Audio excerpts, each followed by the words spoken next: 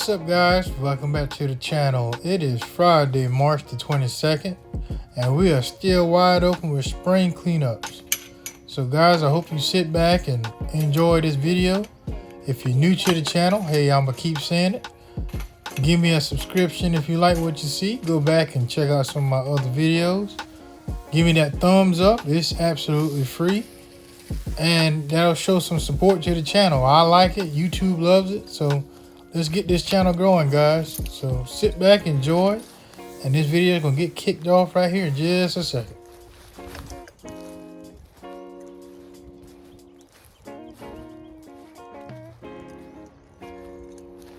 And guys, pretty much what I'm doing is just walking the property. Like I said, I haven't been here in a while. Picking up anything big, anything that, doesn't need to be ran over by the mower, picking up some trash, just to make sure everything looks pretty neat at the very end. And that piece of metal I just picked up, can you imagine the damage it would do if it got up under that lawnmower deck and was shot out of there? So always make sure you walk a property that you haven't been on in a while, or even for sakes the ones that you go to all the time. Just make sure you walk it and make sure that you pick up anything that may cause harm to the mower, and or if it gets shot out of there could cause any property damage, because the last thing that any of us want to do is end up paying for damages to properties or damages to equipment that we could have prevented if we just took that little 2-minute walk around the property and picked things up.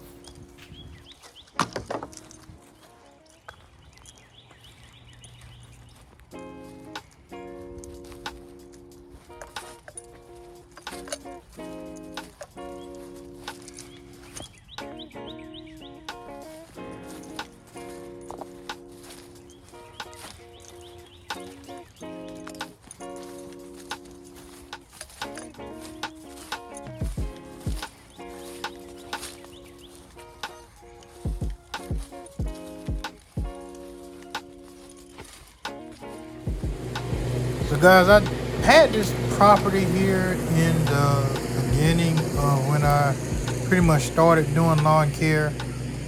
Last season, however, I didn't mow it. It was taken care of by someone else, but due to some unfortunate circumstances, I was asked to come back and start taking care of the property again. And due to the fact that I really enjoyed doing this property, it was no hesitation to take it back on and add it to the list. So as you can see here, pretty much just those really ugly weeds. I don't know exactly the name of them, but that's what I've been battling a lot of in the majority of my lawns.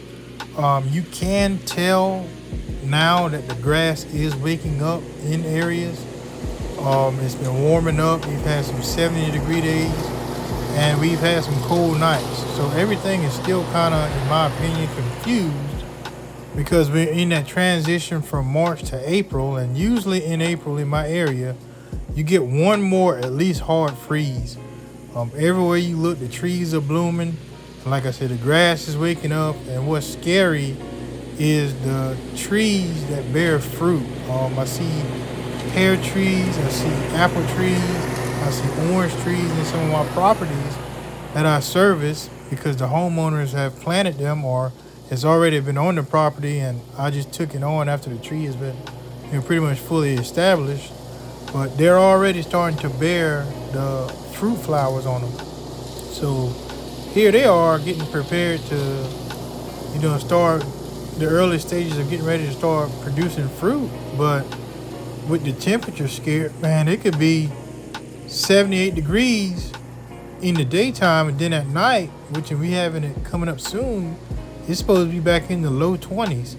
So it's definitely going to put a hurt on the farmers who are doing, the fruit trees and things like that.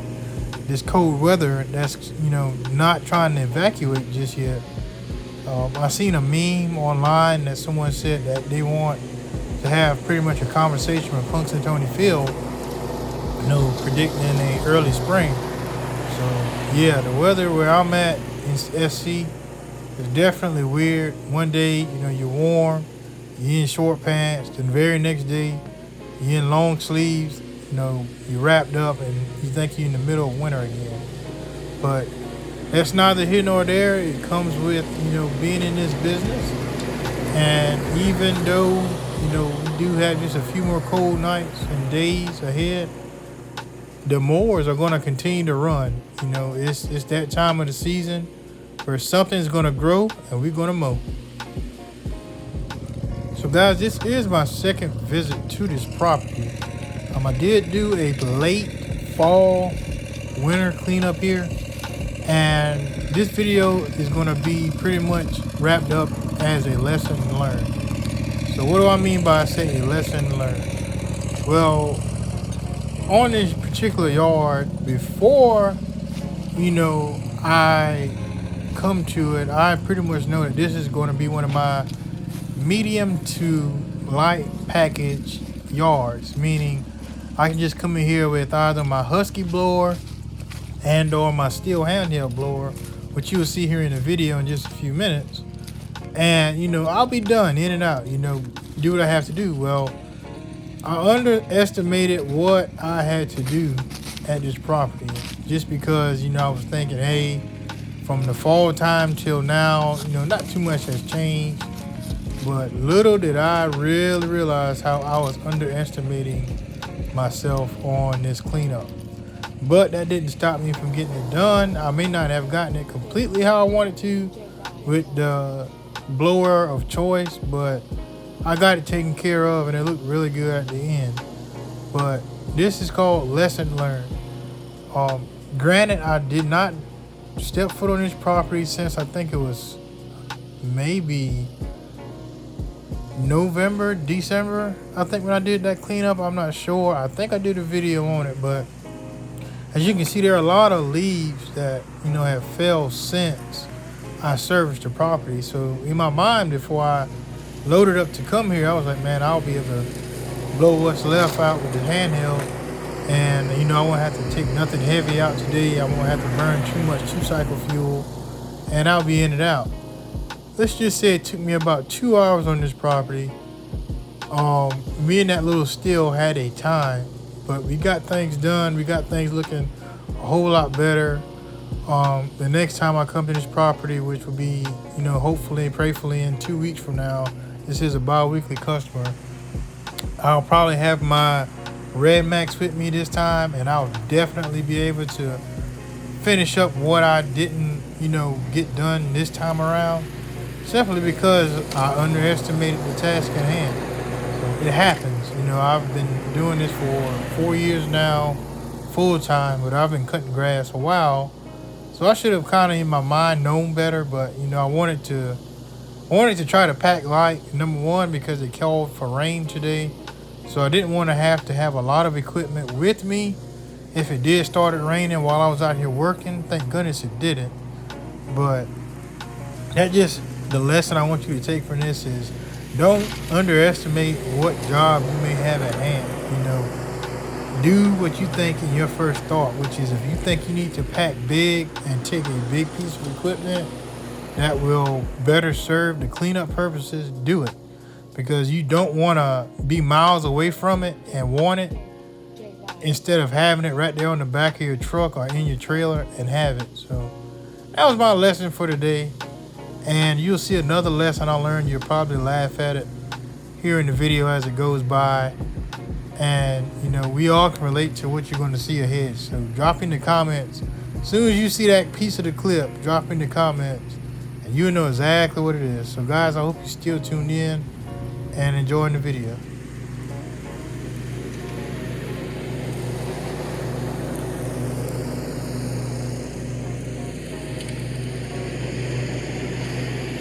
So guys, I want to just make a small thought throughout this video, something just to get some feedback on from you guys who made it this far. I was having a conversation with a very loyal supporter to my channel here and both on Instagram, and our topic was about prices, on how we're doing our prices this year. And here's how both of our opinions, you know, were very much on one accord. my opinion when it comes to prices, and I'm sure a lot of people are going to feel different about it, but I think with my own personal business goal is I don't think I'm going to do much price raising on any of my customers that have literally been loyal to me since day one, ones that have literally been with me since I first started. Reason being, and this is just my opinion and it works for me. This isn't for anybody to be negative or feel some type of way. This is just how it works for me. I feel that the loyal people that have been with you for the longest are the ones that I think personally I'm going to leave at the price that they have been. And the reason being is because you have built that bond and that relationship with them, and you know they're reliable with pay. They know you're reliable with coming out servicing their property.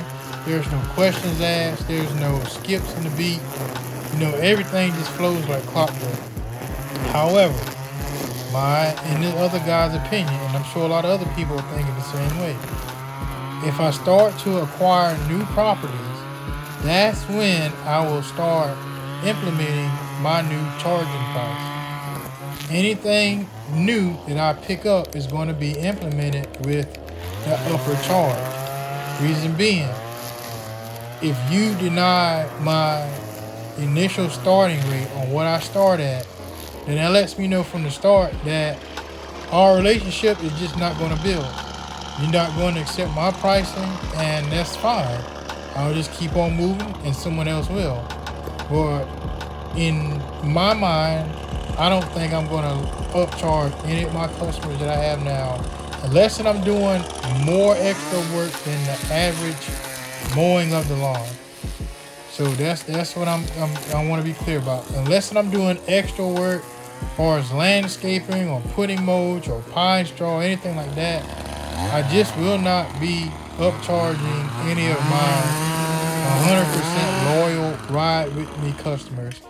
It's going to work out for me, and like I said just a few moments ago, it may not work for you, but that's how I'm implementing things in Grant's Lawn Care. So that's just my thought. You know, anybody new that I've never serviced before, that has never been on my route list, they will get the new charging pricing that I've came up with on my books. Other than that, my loyal customers that I have had since day one, they're going to remain where they were, paying what they were paying. Unless, and this goes for new and old, unless I'm doing extra work outside of just the normal mowing the lawn, weed eating, blowing the lawn off, and being in and out in 45 minutes to a little over an hour. So that's just a thought, guys. Let me know in the comments how you feel about it. Just be positive about it. If it doesn't work for you and you feel that it's just nothing you're interested in, then you don't really have to lay any judgment to it. I get it. Everybody has a difference in opinion. So just let me know if you understood exactly what I mean by why I feel how I feel about my pricing.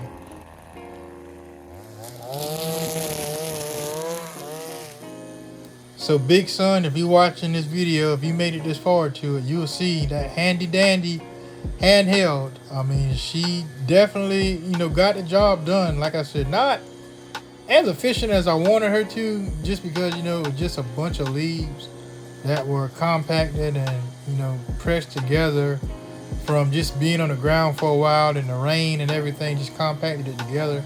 But as you can see, I'm getting it done with this handheld. It was a slower process than if I had that Red Max backpack blower. But I'm not going to sit here and say that handheld still didn't actually, assist me, in getting this job done. So it wasn't the best decision, but I got it done. So yeah, Big Son, I know you're going to laugh if you made it this far in the video, that I should have put that backpack on my truck. And I was thinking like, man, I don't want to take that heavy thing with me. I think I can get it done going the lighter route of packing stuff. But yeah, that time I fumbled that time. Yep, I learned my lesson on this one.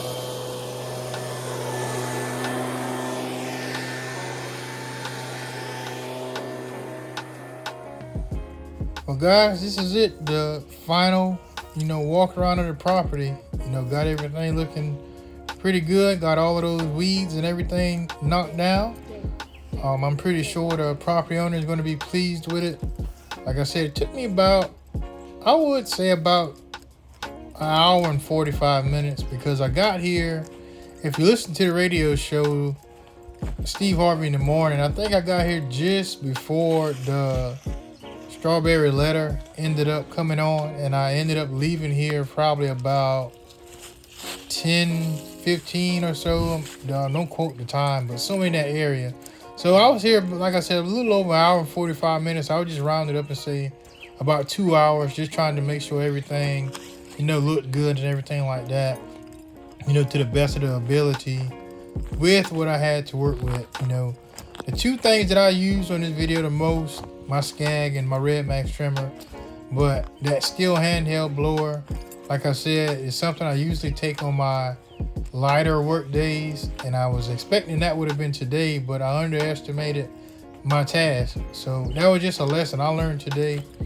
So my, again, advice at the end of this video, since we're wrapping it up, just make sure you're prepared for what you may be about to get into on a property. Even if it's a property you've dealt with before, but you haven't been there in a while, just always be thinking ahead. I thought about taking that Red Max trimmer, and I thought my way right out of it just because I said, hey, that Stihl handheld to get it done. But just for time's sakes, the next time, I'm definitely going to pack heavy, and we're going to get it done. Like I said, it looks good at the very end. That Stihl handheld is definitely, a little champion today, so I'll give it props. But guys, that's it for this video. I hope you really enjoyed it. I hope you give me a thumbs up. I hope you leave some positive comments. We about to get out of here, guys. It's the weekend. Nothing on the book for Saturday or Sunday. And this is Grant's Lawn Care checking up out of here. Sit still, watch the rest of this video, see how clean this property was taken care of, and I'm out of here. Catch y'all on the next one.